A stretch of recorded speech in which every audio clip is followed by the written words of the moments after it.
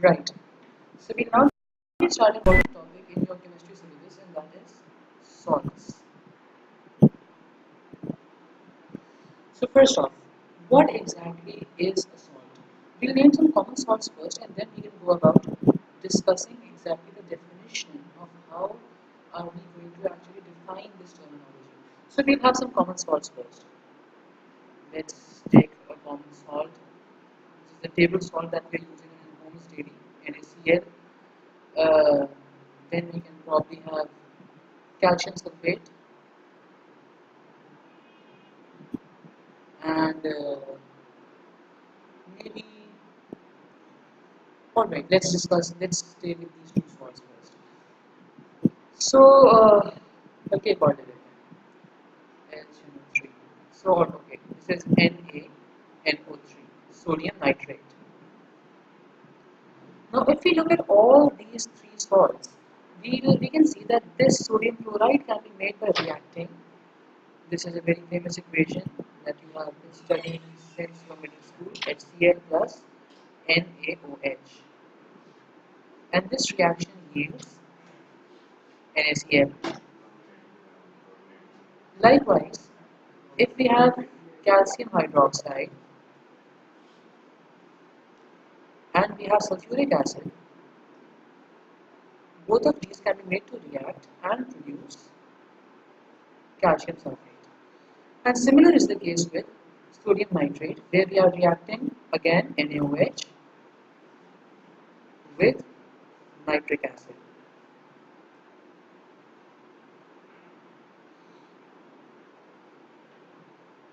Now, if you notice, in all these three salts, what happens is that we have this anion from the acid intact, and the hydrogen of the acid is replaced by the cation from the base.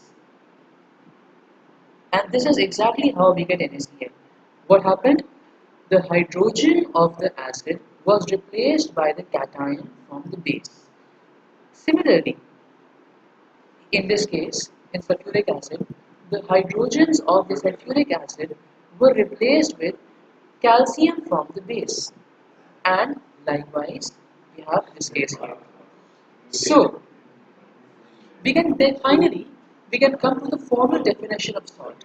We saw in all these three examples that a salt is formed when the hydrogen of an acid is replaced by the cation from any other substance, from any other source. So this is what the definition of a salt is. So a salt is a chemical compound. Write this definition down with you. A salt is a chemical compound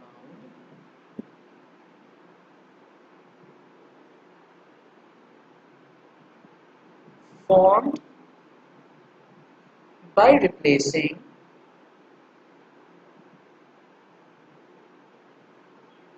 one or more hydrogen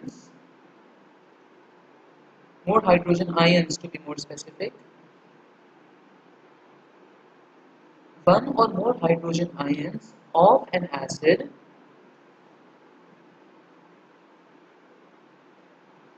with any other cation.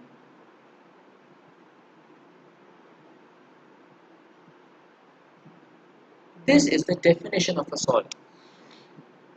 So now let's understand a few things in this definition. The first thing here, I said replacing one or more hydrogen ions. This point is important in the sense that not all salts have just one hydrogen ion to be more specific. Alright, before we get on to this point, I'll elaborate on this ions point. Remember that that an acid can have hydrogens which do not form ions. For example, ethanoic acid. This is an organic acid CH3COOH. If you see, this acid has 4 hydrogen ions, but these 3 hydrogen ions do not have the capability to form hydrogen ions. It's just this hydrogen in the end which can actually ionize and give H+. Therefore, this tells us that not all hydrogens of an acid can be hydrogen ions, and in the definition of a salt, we are only considering the hydrogens which can form ions, and hence the definition has replacing one or more hydrogen ions. Now coming to this one or more part. Remember that we can have acids with one ionizable hydrogen, two ionizable hydrogens, and even three ionizable hydrogens. For example, HCl.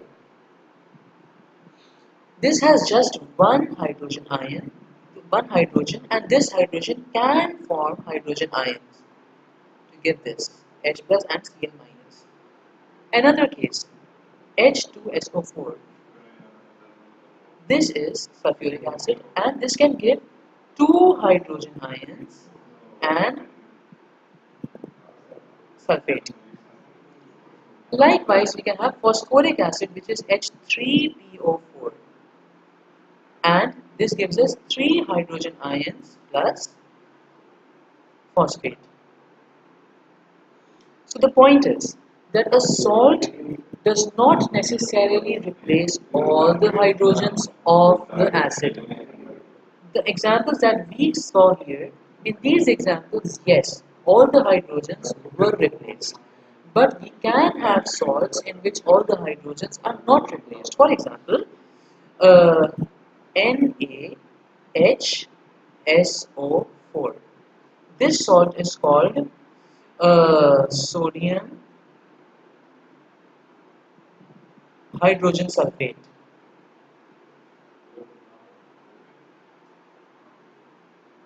And this salt is formed by replacing one of the two ionizable hydrogens of sulfuric acid.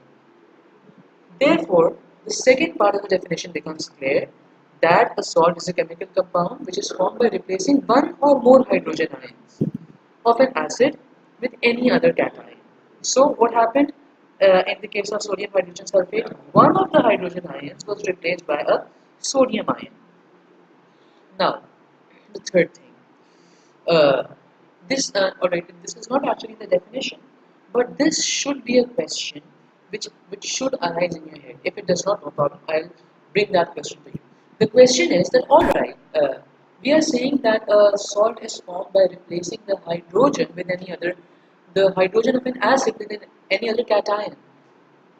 But conversely, it can be said that the hydroxide uh, of the other reactant is being replaced by the anion here. I'll explain what I'm trying to say.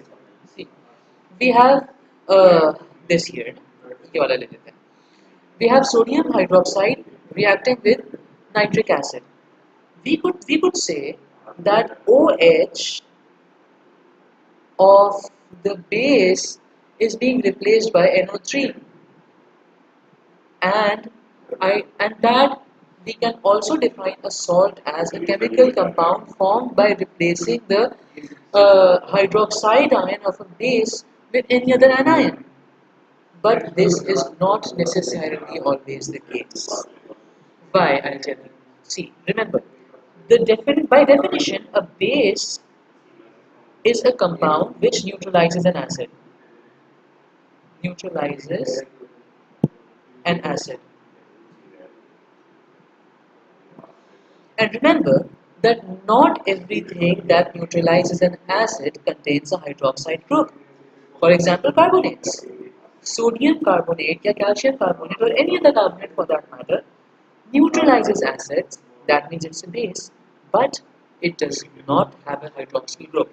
Therefore, if we define a salt on the basis of the hydroxide group of a base, this definition would be incomplete and it would not encompass all the bases. Another example. The other example is of a base, a very famous base, ammonia, NH3.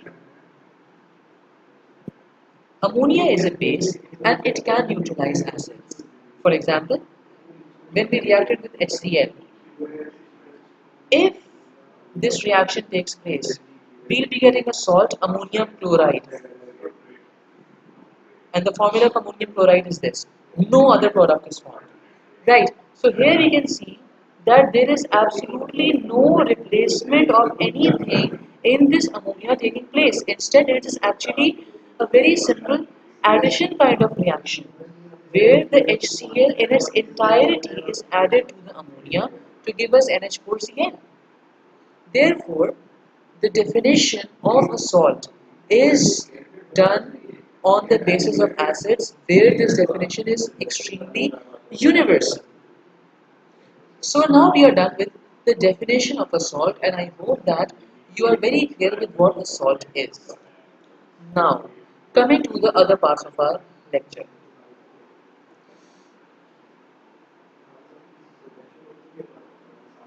Okay. Now, second part of our of this video is formation of salts.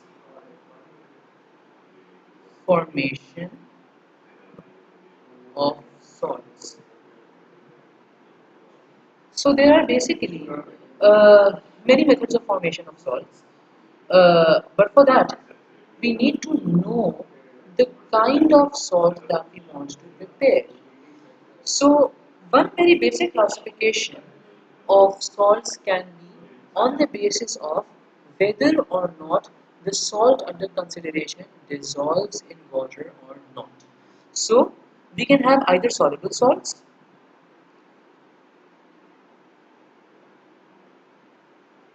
soluble salts, or we can have insoluble salts.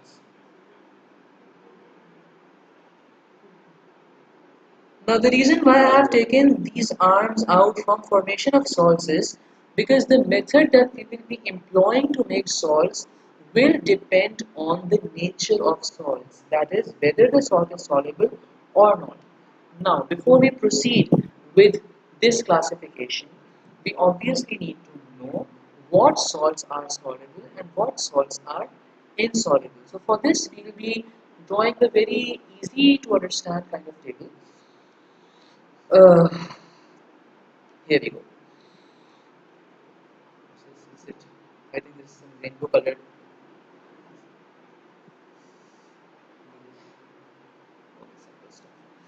Right. So we'll make some families of compounds. First, we'll be discussing the salts which are soluble, and then we'll in this table. This is the solubility table. You should draw this with you. The solubility table.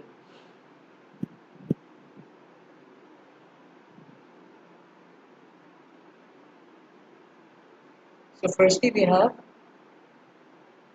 type of salt, and then soluble or not.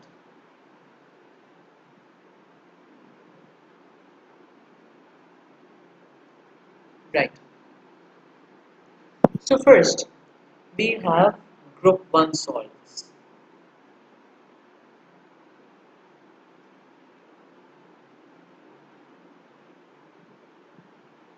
So what is group 1? Group 1 is the first group of a periodic table which contains lithium, sodium, potassium, rubidium, cesium and francium. So remember, all group 1 salts, no matter what the other anion is, all group 1 salts will be soluble. So group 1 salts, all are soluble.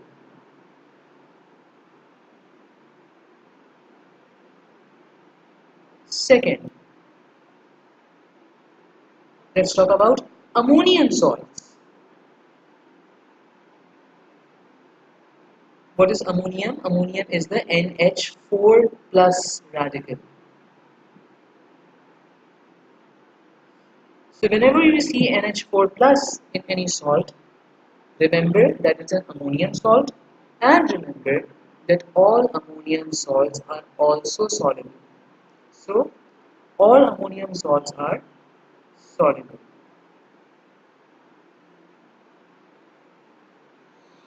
Third, nitrates.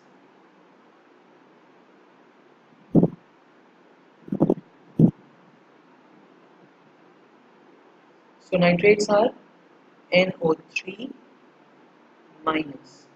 Whichever salt contains the NO3 minus radical, that is a nitrate, and remember that all nitrates are also soluble.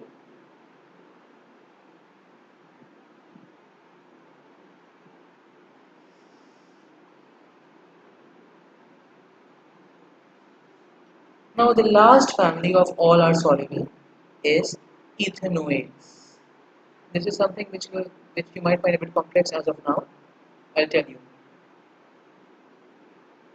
Ethanoids. Ethanoids are salts of ethanoic acid. Ethanoic acid is CH3COOH, which is the common vinegar that we are using at our homes. So what happens is that whenever ethanoic acid forms a salt, what happens is that the hydrogen that we can see here, alright, somewhere I've lost my cursor somewhere.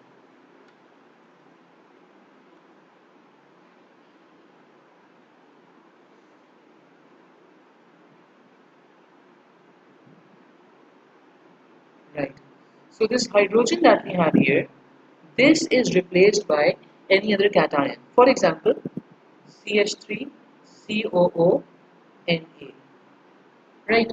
So this is an ethanoate. The anion in the देखो जो हमारा cation था ethanoates में वो तो H plus हो गया. The anion is this part, this entire part. CH3COO minus is the anion. So remember, whichever salt contains the ethanoate group, which is the CH3COO minus group, that is an ethanoate, and all ethanoates are soluble. You will study more about ethanoates next year when you study organic chemistry. So finally, ethanoates all are soluble. Moving ahead with now some more complex things. And the first family here that we have is chlorides. But can we be more general? Let's talk about halides.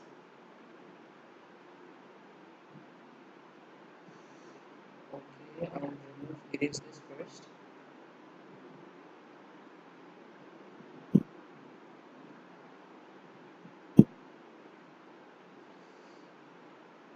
So understand first what a halide exactly is. Remember that group 7 compounds are called halogens. Sorry, group 7 elements are called halogens. And halogens are fluorine, F2, chlorine, bromine, iodine, and astatine. These are halogens. The compounds of halogens are called halides. For example, NaCl, it's a halide. How? This is called sodium chloride, na? Sodium chloride. The IDE of halide comes from the IDE here. And since all these compounds are collectively called uh, halogens, so this chlor can be replaced by hal if you're talking in very general terms. So the compounds of group 7 elements are called halides. So what are halides? I will write this down here. These are salts containing F minus, या Cl minus, or Br minus, or I minus, or At minus. So fluorides, chlorides, bromides, iodides, and astatides. These are all halides. So remember, all halides are soluble except 3. So we write down all are soluble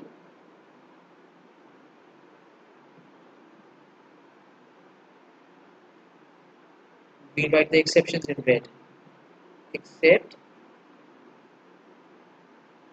lead, mercury, and silver.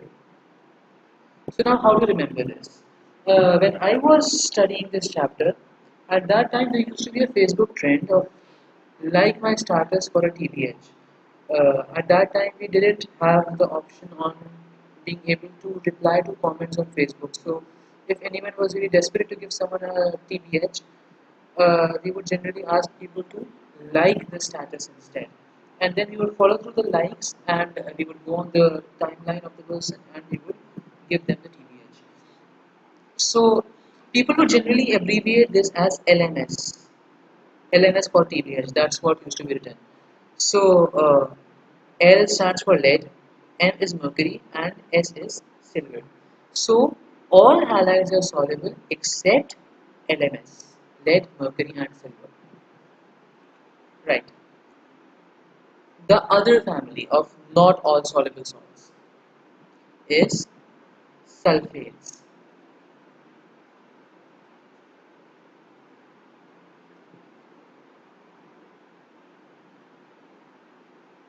What are sulfates? Sulfates are salts containing the SO4 2 minus anion.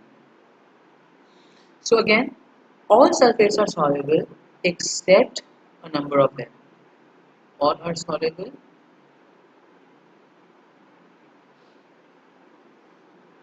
So now remember this.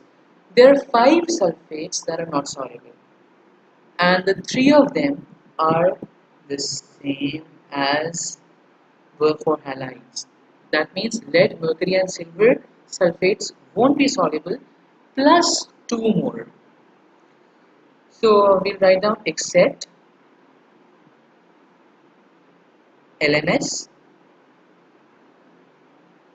but we also here have barium and we also have calcium.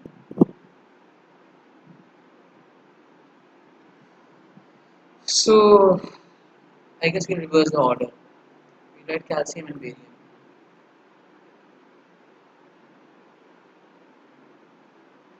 because I have a nice mnemonic in my head for this as well.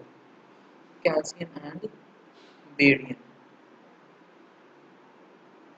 So for sulfates, we can remember that LNS remains the same, like in the status, and Cb becomes center back. So you're probably asking a center back, a person who plays in the center back position in football, to like your status. So the C stands for calcium and B stands for barium.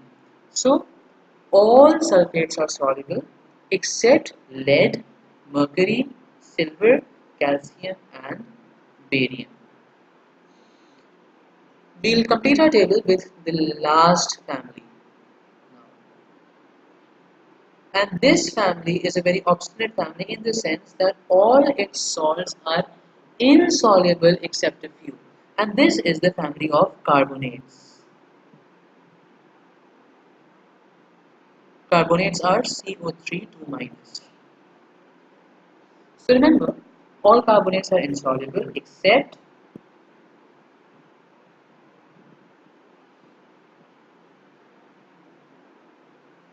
now for the exception. We'll see this table only. Let's go back a bit. Here, when we're talking about group 1 salts, we said that all group 1 salts are soluble.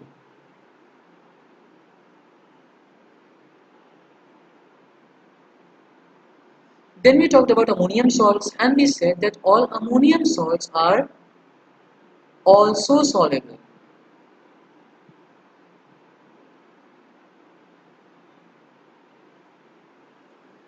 So remember that a salt contains a cation and an anion. We have a cation and an anion. So if you're talking about carbonates, the anion definitely is CO3 minus, CO3 2 minus. That means we are left with the need of a cation. So remember, group 1 salts are cations and ammonium is a cation. So remember, if for the anion CO3 2 minus, the cation is a group 1 salt or the cation is ammonium, that salt, that carbonate will be soluble. So all carbonates are insoluble except group 1 carbonates and ammonium carbonate. We don't exactly have an ammonium carbonate, but we have something similar to an ammonium carbonate, which is urea. So this is the solubility table that you should remember. We'll review this table once again very quickly. Uh, all group 1 salts are soluble regardless of the anion. Why? Because group 1 salts, because in group 1 salts, the cation is known. Group 1 is metals. No? So metals always produce cations. When we study the chapter of metals next year, remember this definition. A metal is a compound which always produces cations full stop. So because group 1 contains metals, the salts of group 1 will have a metallic cation obviously. So if we have group 1 salts, all group 1 salts are soluble. Likewise, regardless of the anion, all ammonium salts will also be soluble. Similarly, when we come to nitrates, nitrate ion is an anion. Remember that regardless of the cation, all nitrates will be soluble. Then we come to ethanoates, and all ethanoates are also soluble. See, it will be very helpful if you remember this table in this very sequence. There's a reason for the sequence because all the four soluble salts come together. And there's another thing, if you could notice this, that I have kept both nitrogen containing salts together.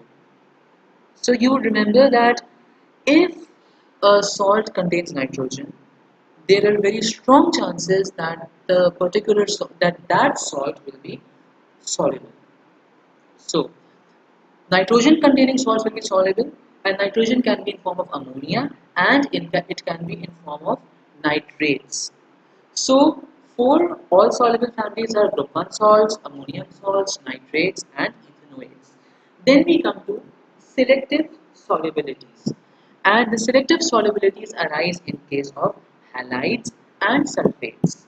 For halides, that is fluorides, chlorides, bromides, iodides, and astates, all of them are soluble except LMS, lead, mercury, silver. Then, talking about sulfates. Again, all are soluble except LNS center back, like my status center back. Lead, mercury, silver, calcium, and barium. Now, the last is the case of selective solubility. See, this was selective insolubility. This is selective solubility. Carbonates. All carbonates are insoluble except group 1 carbonates and ammonium carbonates. So now we are done with this table, and I'm erasing this because it's encroaching this part. We'll now come back to this flowchart that we have started to make.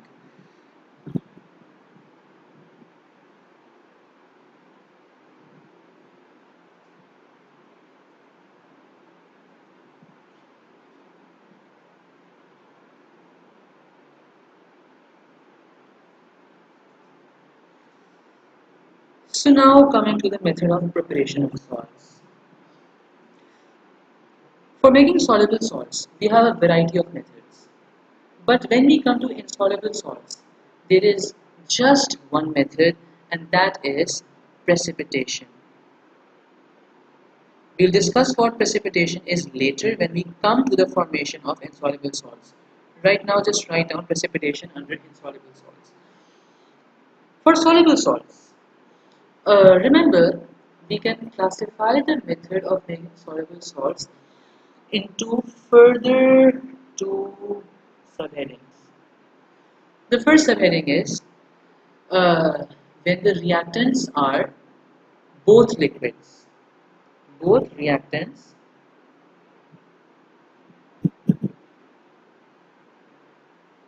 are liquids. The second method would be that one reactant will be a liquid and the other reactant will be a solid. So, one reactant liquid and the other reactant solid. So, when both reactants are liquids, Remember, before you get confused, remember in precipitation, both reactants again are liquids. But we are not talking about precipitation here. Here, both reactants are liquids. This procedure is called titration.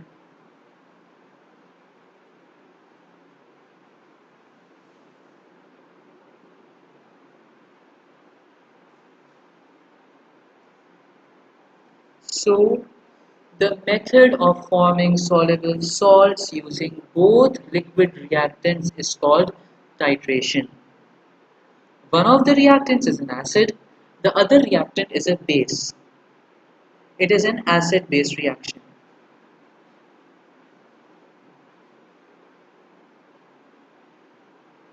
Remember, not all titrations are acid-base reactions, but right now we are talking about formation of salts.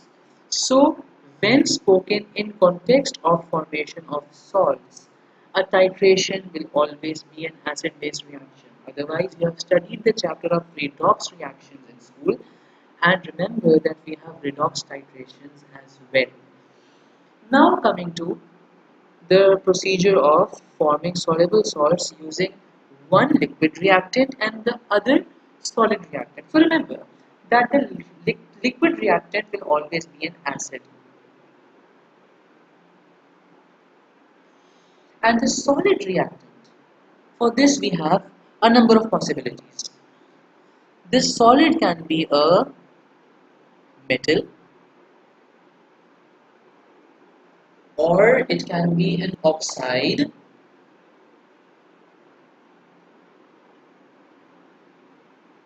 or it can be a carbonate.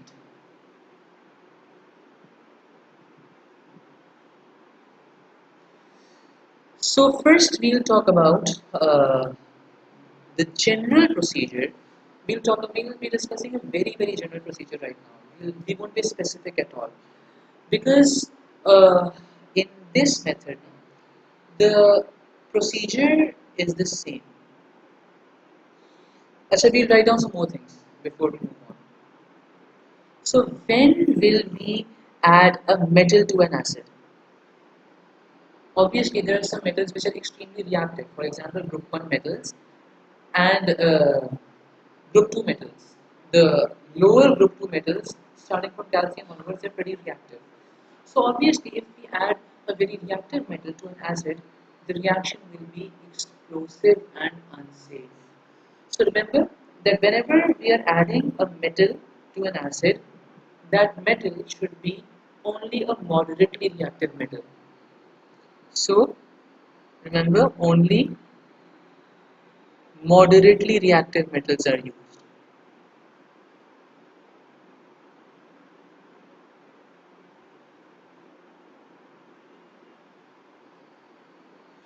Note this down with you because when we come to insoluble salts, which we won't be able to in this video, we will be writing in this column. So, a metal will be used only when we have moderately reactive metals. What do we mean? This means that the metal under consideration should not be extremely reactive and it shouldn't be very unreactive either. For example, copper. Copper is extremely unreactive. So, if I add copper to no matter how much concentrated an acid, we will not get our salt. We'll get to what a moderately reactive metal is shortly.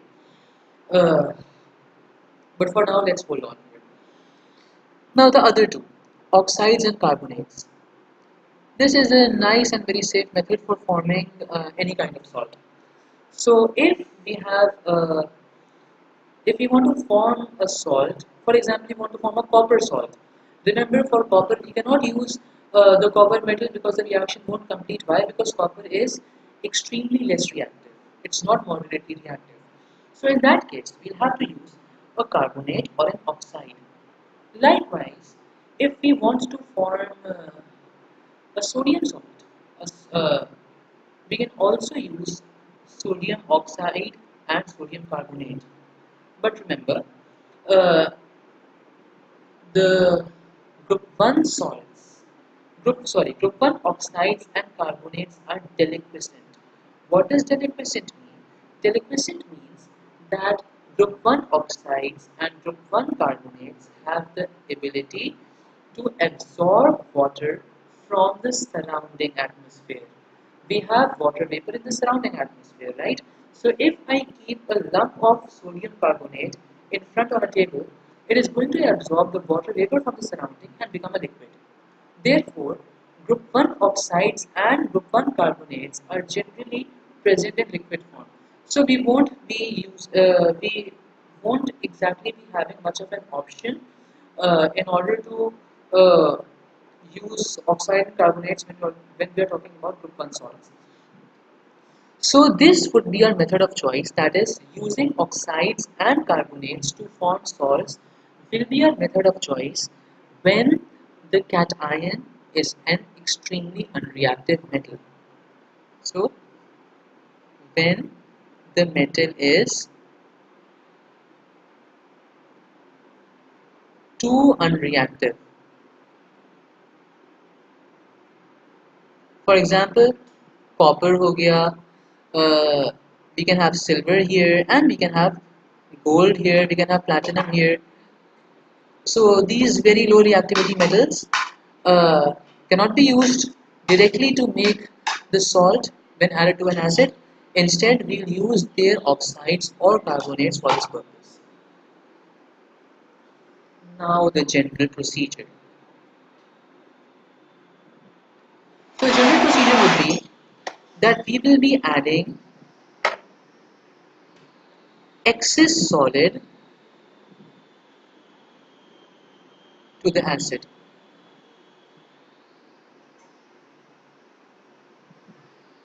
Then what we'll do is we will stir continuously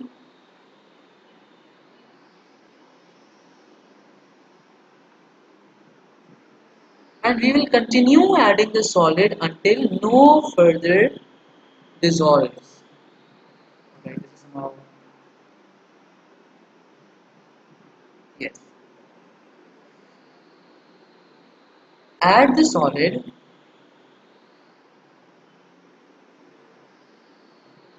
until no more of it dissolves.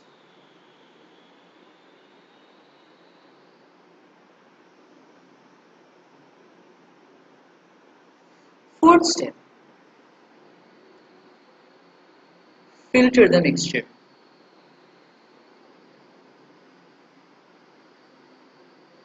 As a result of the filtration, what will happen is that we will get the salt solution as our filtrate and the excess solid will be the residue. I'll draw a diagram shortly. The filtrate is our salt solution. So this is kind of a diagram that we'll be having. Here is our funnel.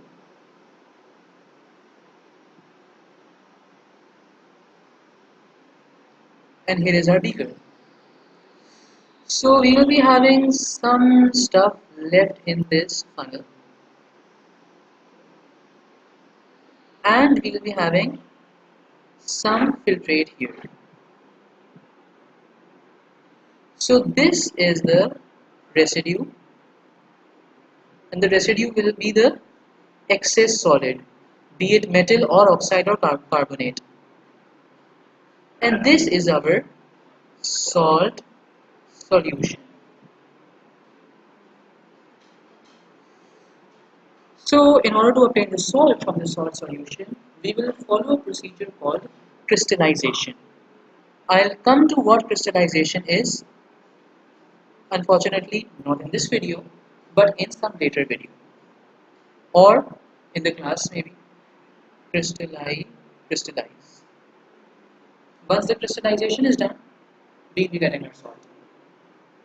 Uh, right, so this is the method of forming soluble salts using one reactant as a liquid and the other reactant being the solid. And this is the general procedure that we will be using in this case. So we'll quickly review this, and with this we will be finishing this video. Unfortunately, my plan was to do more, but the time doesn't allow me to do so. So, when we have one reactant as a liquid and the other as a solid, the reacting liquid will always be an acid, and in case of a solid, we have three options. It can either be a metal. Which kind of metal? A moderately reactive metal. I'll tell what moderately reactive is in this video only.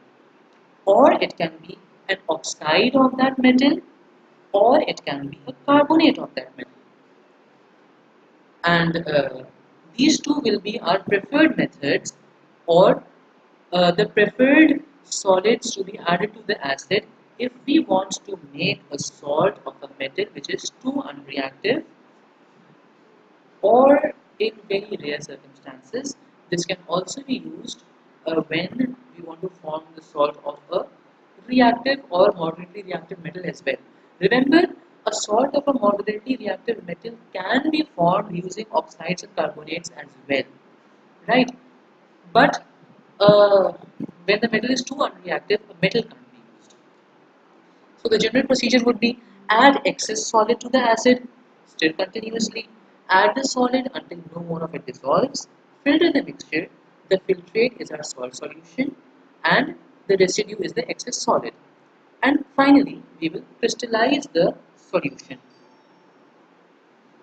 to obtain our salt.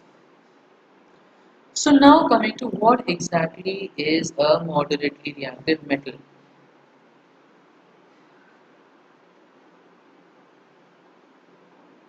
So you must have studied the reactivity series in your initial classes. I'll just write the reactivity series down here. So it was: please for potassium send cats, monkeys, and zebras in two large hired cages. Make sure padlocked. Good. There might be some changes in certain books, but roughly it's the same thing. So remember that the first three metals here, or we can also include magnesium in this list, these are extremely reactive metals. Okay, just a second. Ammonia is also a part of this list. Sorry, aluminium. These five have high reactivity.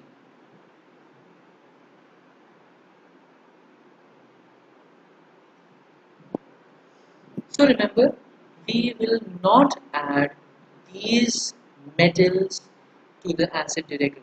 Instead, we can either use the titration method, which I have not discussed yet, or we can add the oxides and carbonates of these metals to the acid for the reaction. Now the metals below hydrogen, these are extremely unreactive metals, too unreactive. Now you should have a question in your mind that what the hell is hydrogen doing here when it is not a metal? Why is it in the reactivity series of metals? So the answer is that this hydrogen is just here for comparison purposes. What do I mean? See, let's get back to the definition of acids that of salts. We said that a salt is a chemical compound formed by replacing one or more hydrogen ions of an acid with any other cation. So if we want to make a salt, uh, we need to have a metal which is powerful enough to remove the hydrogen from the acid and take its place. So the metals below hydrogen do not have this capability. They cannot displace hydrogen from the acid. These are the moderately reactive metals.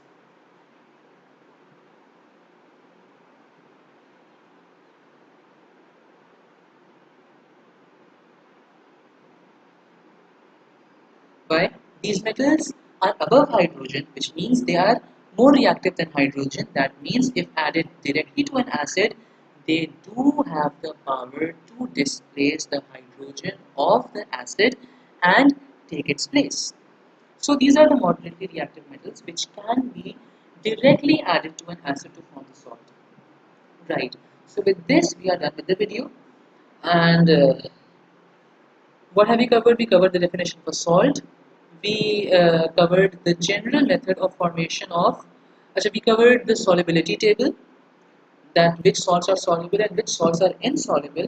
And finally, we discussed the method of forming soluble salts when one reactant is a liquid and the other reactant is a solid. With that, we conclude this video. Assalamu alaikum warahmatullahi wabarakatuh.